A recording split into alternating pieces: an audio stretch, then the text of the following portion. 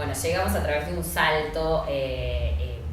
a priori hacia las leyes de la naturaleza. Esto es una ley de la naturaleza que podemos conocer a priori. La visualización de ese escenario imaginario, de esas condiciones, nos permiten captar, intuir directamente leyes de la naturaleza. Obviamente la posición predominante en la filosofía de la ciencia contemporánea, quizás esto sea un poco fuerte habiendo tanta gente que habló de Kuhn hasta ayer, considera que los poderes epistémicos de los experimentos mentales, esta filosofía de la ciencia, bueno, digo, posición predominante refiriéndome a esa línea que mencioné al principio, que parte de la filosofía de Popper sobre todo, y que el empirismo es la posición predominante en estas líneas interpretativas. Bueno, en el ámbito de la filosofía de la experimentación también se considera que una perspectiva filosófica de corte empirista que logre dar cuenta de las funciones de los experimentos mentales debería ser aceptada por default, ¿no es cierto? No necesitamos un platonismo para que nos explique el funcionamiento de un experimento imaginario, si podemos hacerlo con una epistemología empirista. Entonces, esta posición predominante, que puede rastrearse hasta Popper, como había mencionado hacia el principio,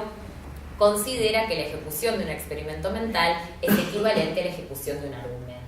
Entonces, lo que hace el rival de Brown respecto de este experimento que mencioné de la caída de los cuerpos en Galileo es reconstruirlo como un argumento e introducir una premisa adicional dentro de ese argumento que tiene que ver con que en el argumento de Galileo lo que sucede es que hace depender la caída de los cuerpos de su composición. Entonces, si se considera esa premisa, el salto de la reducción al absurdo a la conclusión es un paso, es una inferencia, ¿no? Si además de la premisa de que aceptamos, ¿no?, que los cuerpos caen dependiendo de su peso, ¿no?, aceptamos que es una constante, ¿no?, la caída de los cuerpos, llegamos a la aceleración de la caída de los cuerpos, llegamos a esa conclusión. Entonces, la idea es que hay dos nociones de la posición empirista predominante, o que la posición empirista predominante, la epistemología de los experimentos mentales, acepta, y que lo que quiero hacer en este trabajo es discutirlas a partir de Feyerabend. La primera es que nuestro conocimiento del mundo natural se amplía a partir de la introducción de datos de la experiencia, ¿no? Esto es una especie de prejuicio empirista que ya hemos visto que de alguna manera supone que el significado de los términos teóricos también asciende desde la observación, determinada unívocamente, hacia los demás. Y además supone que estos datos de la experiencia son independientes de la perspectiva teórica respecto de la cual resultan relevantes. ¿Cuál es la consecuencia? Dado que los experimentos mentales no introducen datos nuevos ni implican ningún tipo de intervención en el mundo natural, el conocimiento que podamos obtener de ellos depende de una reorganización de la información que ya poseíamos, ¿no?, información que poseíamos a través de nuestra experiencia cotidiana, a través de un argumento. Esto es algo parecido también a lo que sostiene Mach respecto de los experimentos mentales, que es el científico que les ganó, el filósofo que les ganó. Entonces, en el caso de Feyerabend, cuando vemos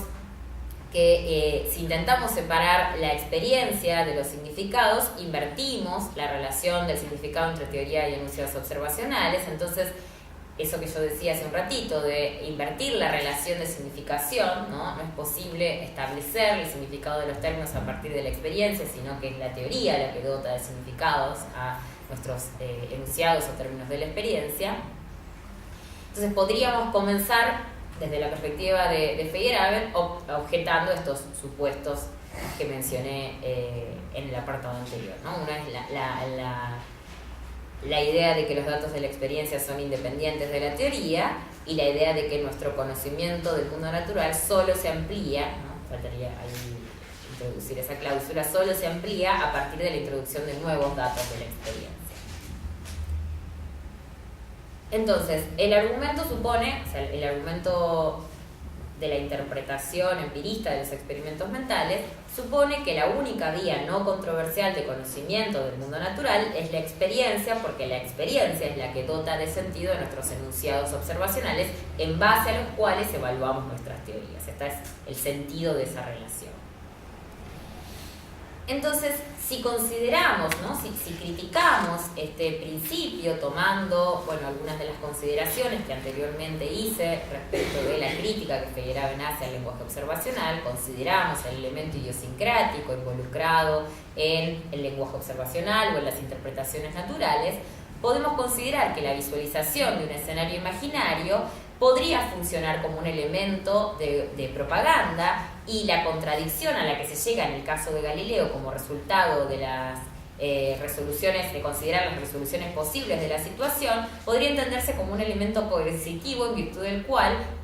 Galileo en su momento intentó ganar adeptos a su punto de vista. Es decir, es una analogía de lo que sucede en el caso del experimento de la caída de los cuerpos con el de la torre, ¿no? Podríamos pensar que la visualización de ese escenario imaginario no solamente es una representación pintoresca de un argumento, sino que además funciona como un elemento propagandístico o coercitivo para modificar una interpretación de los datos de la experiencia.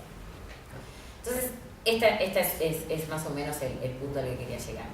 La idea es que el principio de proliferación de alternativas, me corre un poquito ahí